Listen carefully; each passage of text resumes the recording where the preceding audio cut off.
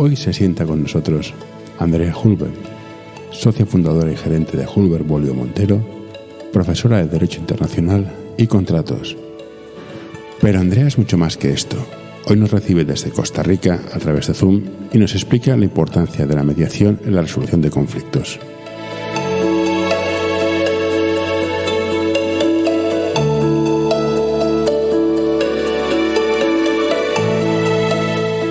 ¿Y esto se publica o dónde lo publicas? Spotify, Anchor, Apple Podcasts, iVoox, todas estas redes. ¿Es solo verbal o con imagen? No, solo verbal. Si no, estos pelos, Andrea, no puedo ponerlos en vídeo. Ay, José, pero ¿cómo estás tú? ¿Bien? Sí, bien, estamos aquí, seguimos un poco mejor que de la pandemia, pero bien, intentando rearrancar los negocios, que parece que ya se ha pasado lo peor, pero nos queda todavía el reboot va a ser complicado. A ver, veremos. Vamos a ver qué pasa con ¿cómo es que se llama? Con este Omicron. A ver, por lo que estoy leyendo yo, es más contagioso, pero es menos grave. Claro, si tienes cierta edad, ciertos riesgos, obesidad, cardiopatías, te va a afectar igual. Bueno, pero qué dicha verte. Bueno, está por aquí bien. Tú estás bien, ¿no? Te veo, es que no paras, ¿eh? Estás en todos los sitios. Abogada del año, best lawyers, todas estas cosas, no paras quieta. No paro.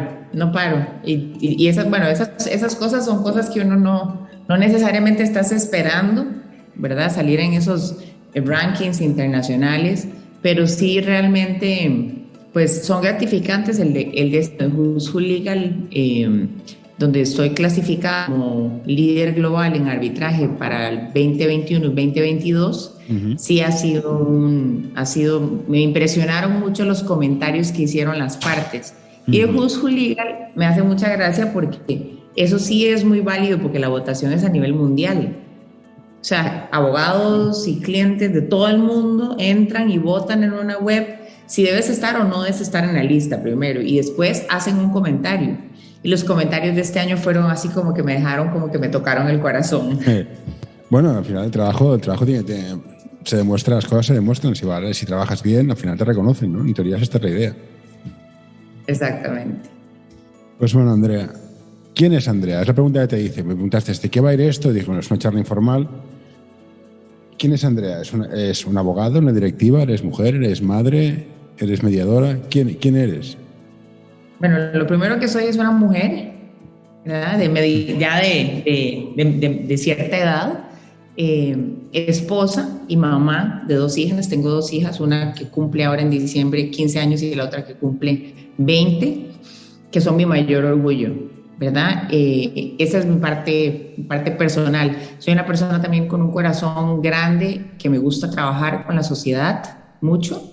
Entonces, Andrea es un ser bastante mutable. Entonces, soy madre, soy esposa, me gusta trabajar socialmente y luego soy una trabajadora insigne. Trabajo y me encanta lo que hago. Me encanta el derecho, me encanta el trato con las personas, me encanta lograr solucionar conflictos, me encanta y me enamora todo lo que tiene que ver con el derecho internacional. Uh-huh. Definitivamente ese es como el área que más me atrae.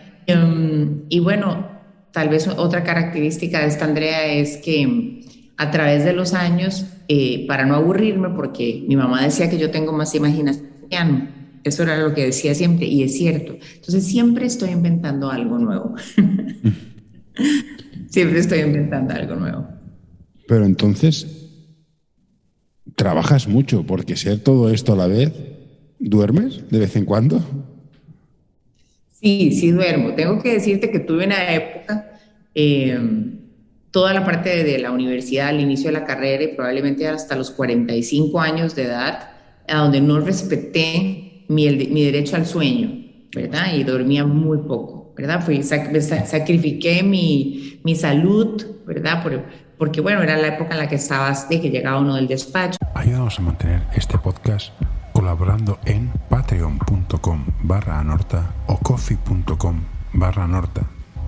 Atender a las chiquitas y entonces terminaba de trabajar muy tarde o se me ocurrió una idea a las 2 de la mañana o me soñaba con el caso literalmente y me levantaba a redactar un recurso de apelación, por ejemplo, en las madrugadas y perdí el ritmo del sueño, lo cual no le aconsejo a nadie, ¿verdad?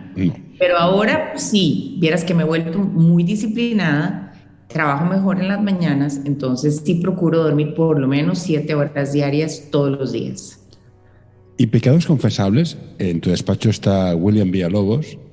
Tiene un pecado que es, va en bicicleta, fuma puros y bebe whisky. ¿Cuál es tu pecado para relajarte? Parecen pecados. Es un pecado. Pecados veniales, para desconectar, para relajarte. Pues mira, fíjate que a mí para desconectarme, bueno, yo no tomo, no fumo puros, aunque me encantan, ¿verdad? Pero es algo que en realidad no lo hago. A mí me encanta leer, pero sobre todo me encanta diseñar. Entonces, mi verdadero break es sentarme a diseñar un espacio, a remodelar un espacio. Me encanta, porque lo más fabuloso que a mí me puede pasar en la vida es que un amigo mío divorciado, soltero, o una amiga me diga que usted va a cambiar de apartamento y que necesita ayuda para encontrar muebles y decorar.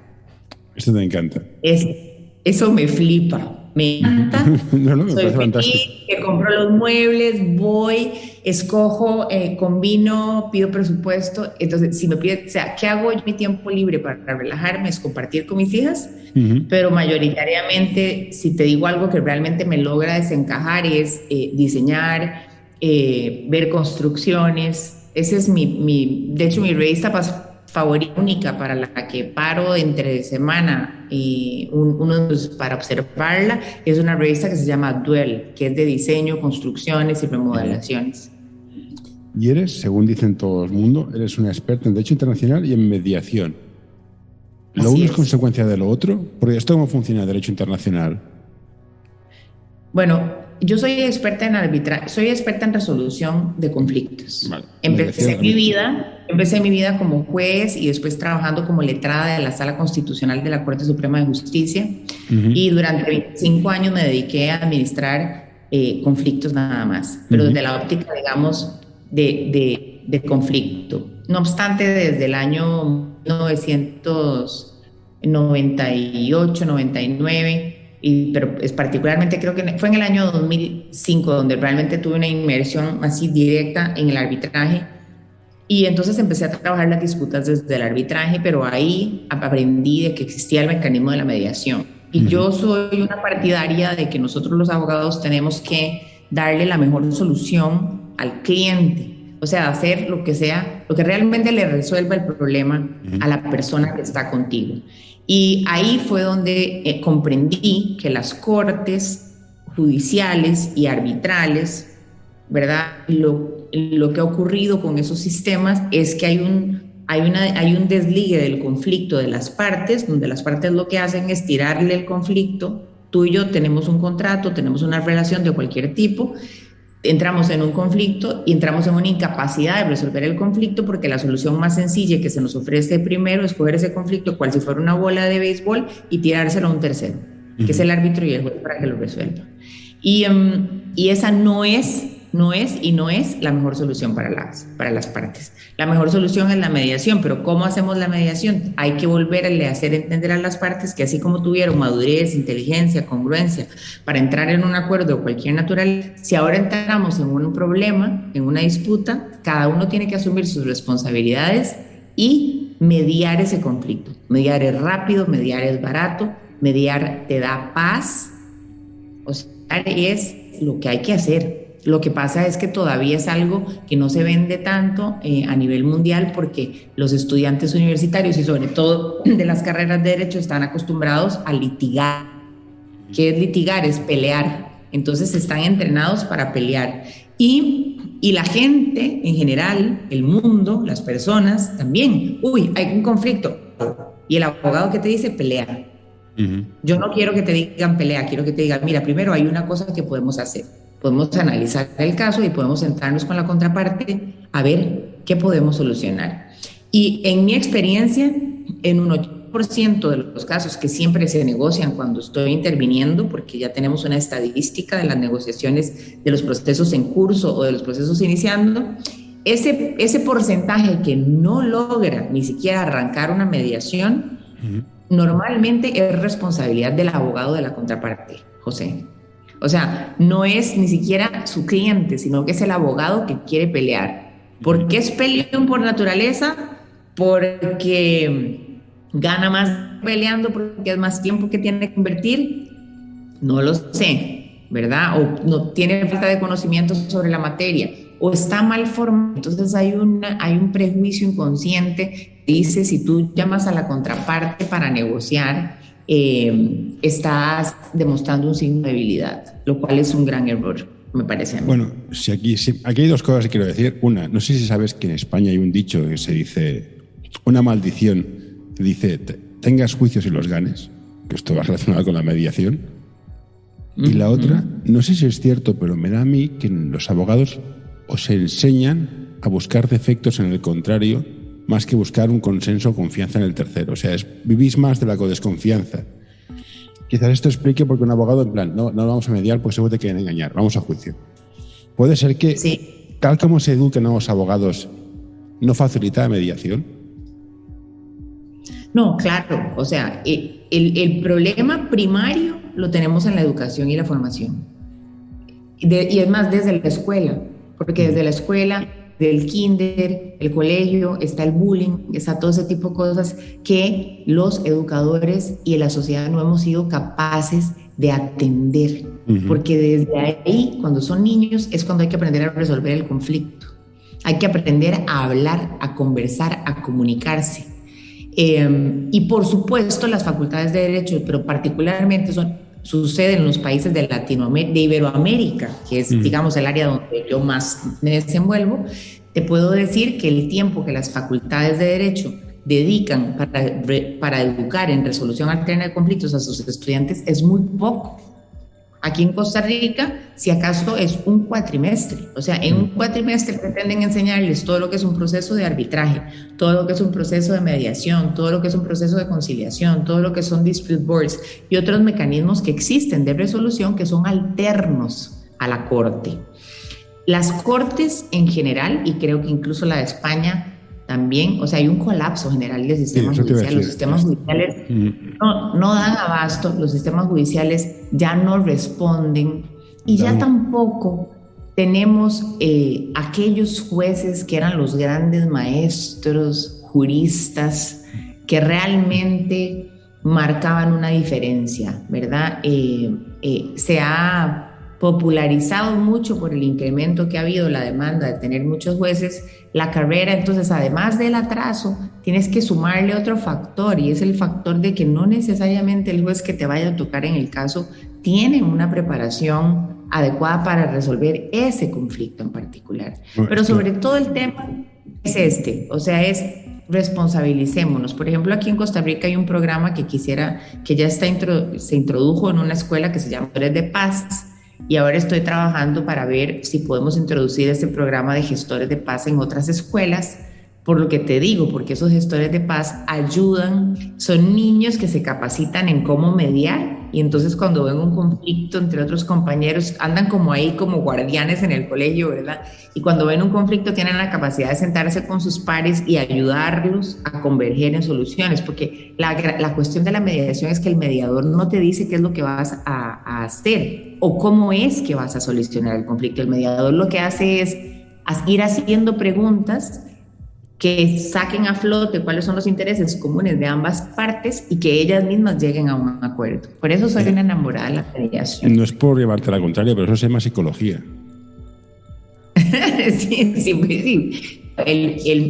Bueno, el mediador, pero te voy a decir que el abogado también, cuando trabajamos en litigio, psicología, si no la estudiamos, pues es algo que vamos aprendiendo en el camino, porque estás constantemente lidiando con las emociones de las personas. ¿Cómo llega un cliente aquí a la oficina cuando tiene un problema? Estresado, quiere botarlo todo y te dejan todo. O sea, entran y te dejan todo. ¿Y en litigios tenéis jurado popular vosotros? ¿Tenéis jurado en Costa Rica? No tenemos jurado. Porque si hay jurado, estudiar psicología es fundamental. O sea, sí, te lo digo. Sí. De hecho, ¿verdad? Ese tema del jurado es algo que, bueno, lo manejan otros países como los Estados Unidos, pero aquí en Costa Rica no, y yo me alegro porque realmente, pues, el pueblo y cada vez...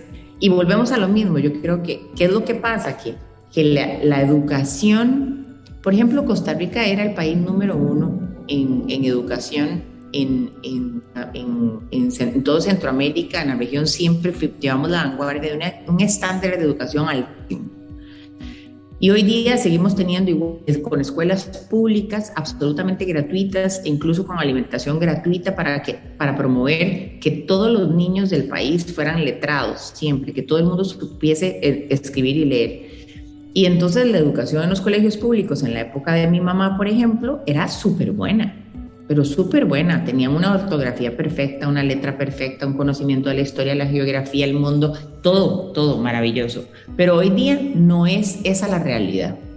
Bueno, la calidad de la educación ha bajado tremendamente. Hay una rama de la pedagogía que está confundiendo el mérito con otras cosas. Pero bueno, es un debate que es más amplio y pasa a todos los países.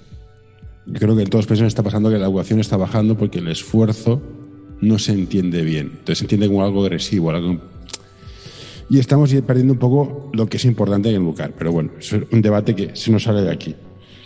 Pero volviendo a la mediación, yo soy empresario, bueno, o no lo sé lo que soy, pero cuando voy a juicio quiero certezas y rapidez. Si a mí me dices, ostras, a juicio puedes perder en un 80%, o el juicio va a tardar 5 años, ¿por qué los empresarios no fuerzan ellos mismos? Oye, pues pactemos algo y no me liéis más. ¿Por qué el empresario se resiste a pactar? ¿También es el abogado que aconseja mal o el abogado quiere triunfar porque es el abogado? No, honestamente, es como las finanzas, perdona, Andrea, es como las finanzas. Ajá. Yo puedo esperar a cobrar el 100% dentro de 15 años o hago una quita del 40%, lo cobro todo en un año. Hombre, pues ese tipo de decisiones que a nivel de empresario es importante. Pues mira, cobro el 60% en un año y me olvido de esto. ¿Por qué no se da tanto? Pero ahí sí entran en juego las dos, ahí no es solamente el abogado, ¿verdad? El abogado va a tener una labor muy importante, me parece, porque es el que le presenta las opciones al cliente, el que le dice qué. Pero también yo misma me he topado con empresarios que son muy orgullosos, muy tercos, que nunca quieren dar su brazo a torcer. Y yo les explico, miren, en un arbitraje vamos a durar 2 años. En esta litigio en sede judicial, si fuera la opción que existe, digamos que no hubiese una cláusula arbitral, vamos a durar 10. En Costa Rica los litigios están durando 10 años. Entonces yo le digo, ¿usted qué quiere hacer? ¿Usted quiere continuar haciendo negocios? Sentémonos con la contraparte y busquemos las opciones. Ahora, aun y cuando te sientes con... Entonces, tiene que ver con los dos. A veces uno propone y el cliente dispone, ¿verdad? El cliente dice, no quiero, entonces vas al pleito. Pero también iba a comentarte que sí, que tiene que ver, perdí la idea, tiene que ver con los dos, y tiene que ver con cuán duro sea uno o cuán convincente sea uno a la hora de hacer la advertencia sobre los tiempos. Bueno, y lo último, ya me acordé de lo que quería decir, era que a veces vamos a mediación, ¿verdad? Convences a tu cliente de que vaya a una mediación y llevas opciones para poder negociar y demás, y no se logra, a veces no se logra, ¿verdad? Y ahí entra mucho en juego el mediador, si está muy bien preparado para el caso, si hizo premediación, si se preparó, si estudió, entonces conoce el caso a profundidad antes de entrar a conversar con las partes, o si el mediador tal vez no se preparó muy bien y la contraparte llegó muy brava, o uno tiene que aprender a manejar ese ambiente de cuando entras en una mediación. Hay que el mediador se convierte en un elemento fundamental, las partes tienen que estar en un lugar agradable, tienen que estar cómodas, deben haber consumido algo de alimentación, porque todo esto, hay estudios científicos que te dicen que todo esto estimula a que las personas tengan una mejor actitud cuando se sientan en la mesa. Pues por eso cuando llegas, lo primero que te ofrecen es algo de tomar, una galletita, un pancito, ¿verdad? Un cafecito, como decimos en Costa Rica, que todo es con... Bueno, igual la cocina, pero es cierto, influye. Igual que el color de la habitación, el aroma de la habitación, la temperatura, todo influye. Todo, absolutamente todo. Entonces, eso ya sí le toca al mediador. Y al centro de mediación, si estás usando un centro de mediación, de tener ese ambiente preparado, ¿verdad? Para que las personas lleguen y se pongan en un modo receptivo. Y tú medias entre empresas de Costa Rica, que bueno, puede ser difícil o no, pero es una firma grande y tratas casos internacionales. ¿Cómo medias entre diferentes culturas? Porque eso sería... Bueno, claro, pero eso una cultura china y una cultura occidental, hay muchas zonas que no tienen nada que ver en común. Entonces, ¿cómo lo gestionas? Bueno, yo hago mediación comercial internacional también, ¿verdad? Ahora, ¿cómo gestiona uno eso, verdad? Bueno, tú tienes que estudiar, vamos a lo mismo, tienes que estudiar a la perfección a tu contraparte. Entonces, si es oriental, tienes que saber qué tipo de costumbres tienen, qué tipo de cosas, qué palabras puedes usar, qué palabras no puedes usar, qué cosas se pueden ofrecer, qué cosas no se pueden ofrecer, cómo ven ellos las cosas. Los chinos la ven de una forma muy diferente, los hindúes lo ven de otra manera, en Turquía sería otra visión, incluso España, incluso entre la misma América Latina, la visión que tienen, por ejemplo, el suramericano, por ejemplo, un argentino, un chileno, de la visión que pueda tener un salvadoreño, un hondureño, un mexicano, dista. Entonces uno tiene que poder investigar, tiene la obligación de investigar el entorno cultural de la persona, tanto como el contrato, tanto como el conflicto, tanto como la personalidad. Todo eso el mediador tiene que haberlo investigado antes, porque si no, a la primera, como decimos nosotros, la pifia, la echa a perder. ¿Y entonces qué recomiendas a un empresario cuando hace un acuerdo con otra empresa de otro país? El contrato debe estar bien hecho y aparte tener en cuenta el punto de vista cultural de la otra persona a la hora de redactar. Porque, por ejemplo, el ejemplo tonto es, en China para firmar se mueve la cabeza así, que es al revés. O tienes en cuenta o tienes un problema. ¿Qué recomiendas antes de empezar negocios? Bueno, uno de los riesgos, doy contratación internacional en la universidad y siempre vemos los riesgos del comercio, uno de los riesgos es el riesgo cultural, ¿verdad? Entonces, en el contrato hay que ser muy cuidadoso en que esté muy claro para ambas partes, que el contrato diga, probablemente va a estar redactado, por ejemplo, si es con China, va a estar redactado en inglés, ¿verdad? O podría estar en chino, podría estar en inglés y podría estar en español, y podrían haber 3 traducciones. Entonces, la primera recomendación es, 1, el contrato tiene que ser muy claro. 2, el contrato puede estar redactado en varios idiomas, pero las partes tienen que escoger cuál idioma predomina en caso de conflicto, para evitar traslapes de traducciones, ¿verdad? Entonces, bueno, por ejemplo, en caso de conflicto la versión del contrato que se va a interpretar es la versión del contrato en inglés, por ejemplo, o en español, ¿ok? Y no la versión en inglés. Y ahí ya uno se elimina, ¿cierto? Y luego tiene que tener una cláusula de resolución de conflictos, que en este caso y para el lado que le hemos ido dando a la conversación, sería una cláusula de lo que llamamos escalonada, una cláusula que le diga a las partes, mire, usted primero en caso de conflicto va a acudir a negociación directa, que sería que se conversen entre ellos. Después, si la negociación directa no funciona, vaya a una mediación, y si después de 1 o 2 sesiones de mediación no hay una resolución satisfactoria para las partes, acuda al arbitraje. Entonces le ponemos gradas al conflicto, ¿verdad? Entonces no lo mandamos directo al arbitraje o directo al juicio, sino que le decimos primero trate de negociar, después trate de mediar, y si ya ahí no lo lograron, entonces váyanse al final. Pero esto está en el contrato. Si no está en el contrato... Si no está en el contrato, no es obligatorio. Ahora, puede no estar en el contrato y tú vienes al despacho, me consultas, llamemos a la otra parte para ver si estaría dispuesto a sentarse a hacer una reunión, aunque no esté en el contrato. Pero lo ideal es que esté en el contrato, porque entonces es algo que ya pactamos. Por eso es que esa cláusula, la de la resolución de conflictos, tiene que ser una cláusula muy bien redactada. Y uno de los problemas que tenemos con los contratos es que los contratos los ve el abogado corporativo, no el abogado litigante. ¿Y quién es el que puede realmente ver los riesgos en el contrato? El abogado litigante. Entonces, un servicio, por ejemplo, que nosotros ofrecemos es la revisión de los contratos o de la estructura comercial que armaron las partes. Cuando ya la tienen armada, hacemos una revisión desde la óptica de control de riesgo. Y hacemos nuestras observaciones. Y ha sido un producto que ha sido bien recibido por el mercado, porque a la gente le gusta, o porque si no luego lo que pasa es lo que me ha pasado a mí, que luego de que le ganas o le negocias el caso a algún cliente, el cliente ya no se quiere ir y entonces ya quiere que uno le redacte el contrato, porque no quiere volverse a enfrentar a que uno le diga, mire, es que la cláusula 5 se contradice con la 6 y con la 7 y con la 9. Y la cláusula de resolución de conflictos es patológica. ¿Patológica? Sí, patológica es cuando está mal redactada. Ah, vale, perfecto. Una cosa que me interesa mucho, a ti te gusta leer, a mí me gusta leer, me gusta escribir, pero creo que es imposible regular todo. ¿Cómo lo hacéis? O sea, en un contrato puede pasar de todo, desde, una pandemia que nadie se esperaba, o a que...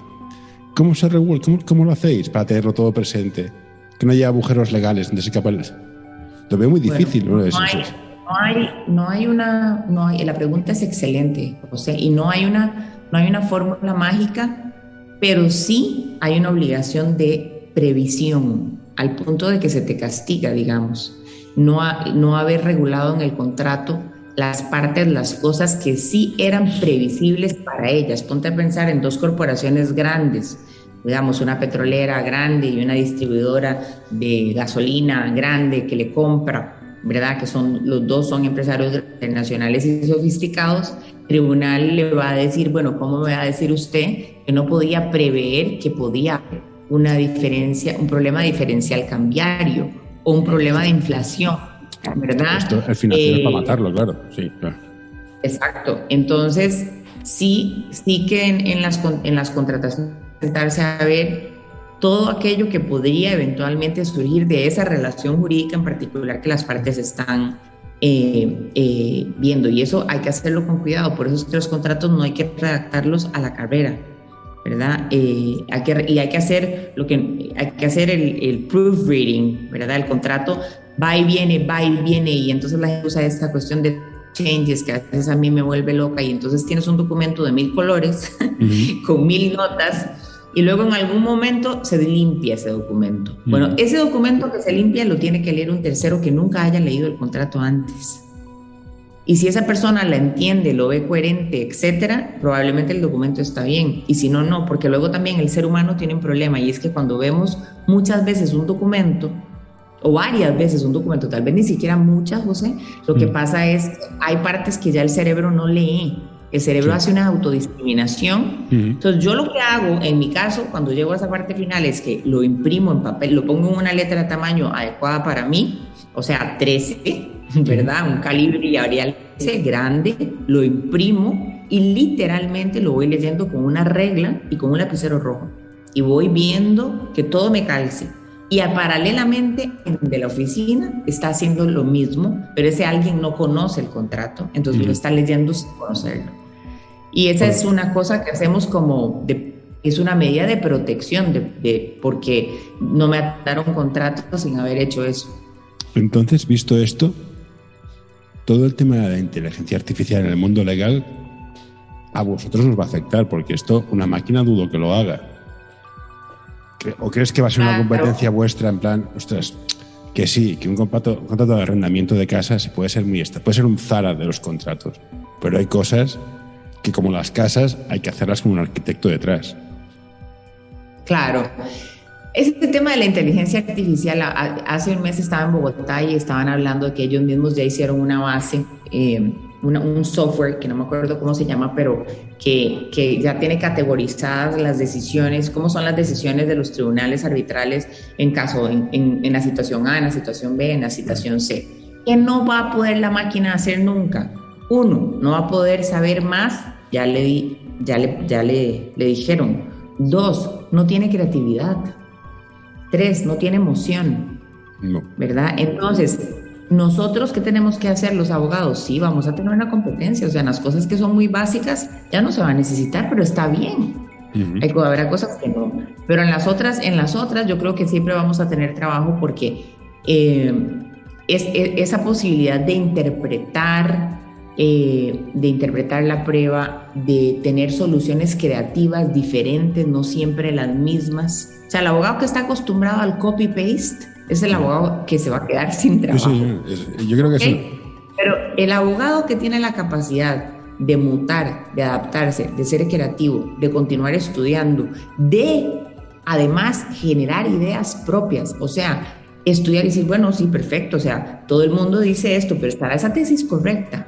Porque está esta otra cosa. El derecho es mucho interpretación y es una ciencia social y cambia conforme va cambiando la sociedad. Entonces ahí nosotros tenemos una puerta para usar esa creatividad y ser distintos y no ser como la computadora, pero hay un juez chino resolviendo, ¿verdad? Que China tiene una máquina ya, que es un juez chino que no hace labores primarias, digamos, de fondo, pero hace todas las labores básicas como mecánicas, que hacía como decir el juez 1, y ya está funcionando. O sea, esto no es algo nuevo, es algo para lo que hay que prepararse. Yo estuve hablando de ese tema con el padre de Germán Álvarez, que lo conoce. Ajá. Y a mí la inteligencia artificial en los juicios en el mundo legal me da mucho miedo, porque básicamente es estadística y muchos datos. No, claro que nos tiene que preocupar, pero está creciendo. Sí, es lo que hay. Sí. Y la tecnología nos importa cada vez más. O sea, el reconocimiento facial que tiene WhatsApp, el Facebook y todo ese tipo de cosas llegó a ser 1000 veces más sofisticado. Tiene el Centro de Gobierno de Defensa de los Estados Unidos. O sea, ellos mismos dijeron, o sea, vamos a tener, ¿por qué? Porque lo alimentamos todos los seres humanos de todo el mundo todos los días. Y una pregunta, ¿qué tal es vivir en Costa Rica? Uno de los mejores países de Centroamérica, que cada vez que veo vuestros periódicos tenéis vuestros problemas, pero mucha gente se va allá, muchas empresas van allá. ¿Qué tiene Costa Rica que todas las empresas van allá? Bueno, a la gente Costa Rica es un país precioso, José. Yo llegué a vivir aquí a Costa Rica desde que tengo 2 años. Iba a cumplir 2 años cuando vinimos aquí. Es un país precioso que tiene un clima muy amigable, la gente es muy linda, la naturaleza también es muy hermosa. Tenemos además una gran fama de que somos un país de paz, un país sin ejército desde muchísimos años, ¿verdad? Nosotros no gastamos fondos públicos en ejércitos ni en armas nucleares, ¿verdad? Sino que invertimos los dineros en otras cosas. Entonces, esas son características. Tenemos el Océano Atlántico y el Océano Pacífico. Tenemos bosque tropical y tenemos volcanes. Entonces, es como un destino para retirarse fantástico, ¿verdad? Y un lugar muy lindo para vivir, un ambiente también muy sano, digamos, en temas de contaminación. La matriz energética de Costa Rica es una matriz energética verde, donde básicamente todo es, ¿verdad?, generación de energía por medio de agua, o ahora también fotovoltaica y también por medio de aerogeneración. Entonces es un país bello para vivir. Ahora, cuando estás trabajando en el día a día, pues es un despacho como cualquier otro. O sea, sí, pero todas, estás trabajando. Muchas empresas trabajan 8, 10, 12 horas. Sí, entonces yo hablo del bosque tropical y hablo de aquí y hablo de allá, pero pregúnteme cuántas veces voy. Bueno, pues muy pocas. Igual que yo a las obras de Gaudí. O sea, vivo en la ciudad de Gaudí y no he ido. Pero que me resulta interesante que México pasa por problemas, Chile pasa por problemas, pero Costa Rica está ahí, va haciendo, vienen inversores, invierten en plantas de producción, en temas de tecnología, que es un país que es muy interesante para las empresas entrar. Entonces, ¿por qué? ¿Qué tenéis? O sea, es la mano de obra, la inteligencia, el capital humano, los recursos, que es lo que ofrece Costa Rica. Si tú me lo preguntas a mí me parece que lo más valioso que tiene Costa Rica es el capital humano. Efectivamente. Verás, el capital humano, porque en tema de costos o en tema de impuestos o en temas regulatorios tal vez todavía no estamos tan bien ahora a la par de los otros países de la región. ¿Qué tiene Costa Rica? Tiene muy buen capital humano, tiene seguridad social para las personas y tiene seguridad también jurídica, que todavía no se ha tambaleado, no hay una dictadura de por medio. Pero no obstante eso, sí, yo siento, y en eso, bueno, yo soy muy crítica con todos los países, pero particularmente con el mío, siento que todavía tenemos que, aunque tenemos esa bendición de que la gente viene y monta sus negocios aquí, todavía tenemos que hacer eso muchísimo más, y es por medio de darles más beneficios y otras cosas que Costa Rica podría estar haciendo y no lo está haciendo. Pero sí, la mano de obra aquí es muy buena. Vas a encontrar personal muy calificado, gente que maneja varios idiomas, gente que es muy amable, que es muy simpática. ¿verdad? Eso atrae al inversor extranjero, y luego pues somos un centro para todo, porque tenemos Atlántico, tenemos Pacífico, somos chiquititos.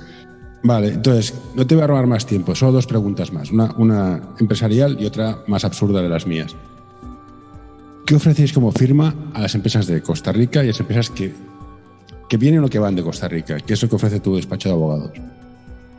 Bueno, nosotros somos una firma boutique, lo que quiere decir que somos una firma pequeña y altamente especializada en lo que hacemos.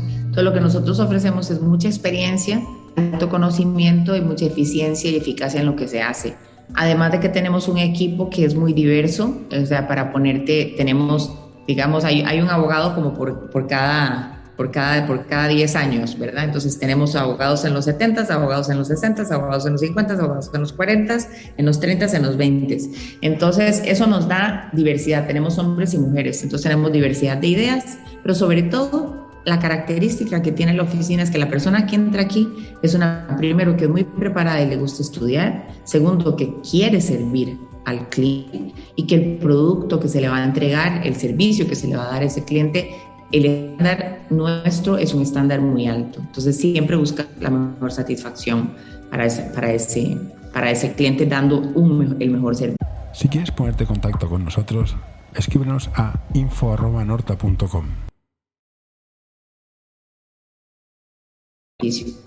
Perfecto. Ya te he dicho, te iba a hacer una pregunta absurda. Van a ser dos. Si tienes gente de 70, 60, 50, 40, 30 y 20, cuando hacéis fiestas, ¿quién escoge la música?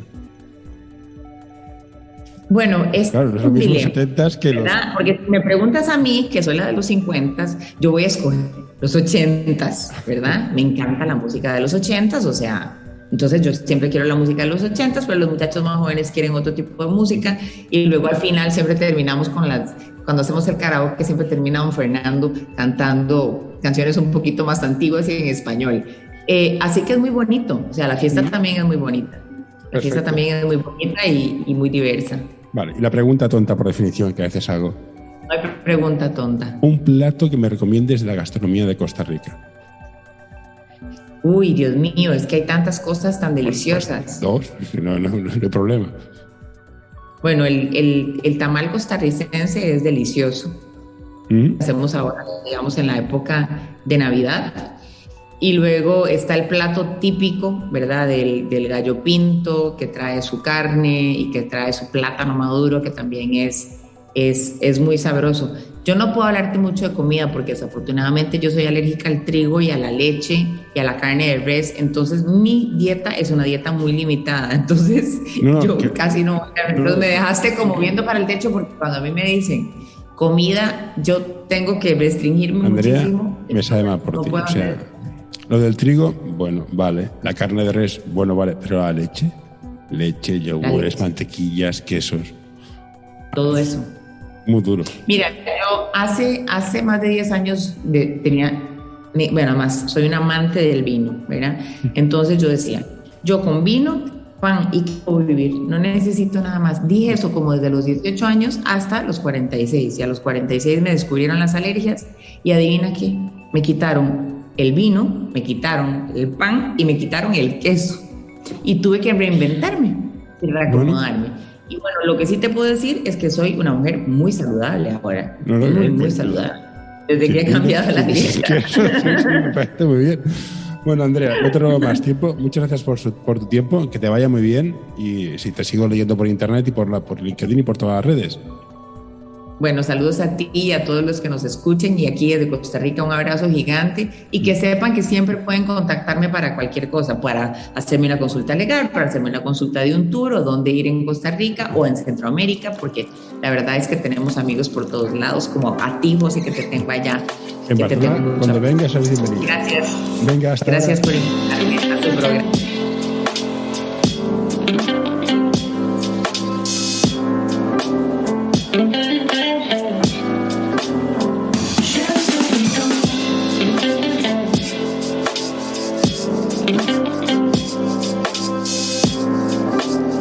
Thank you.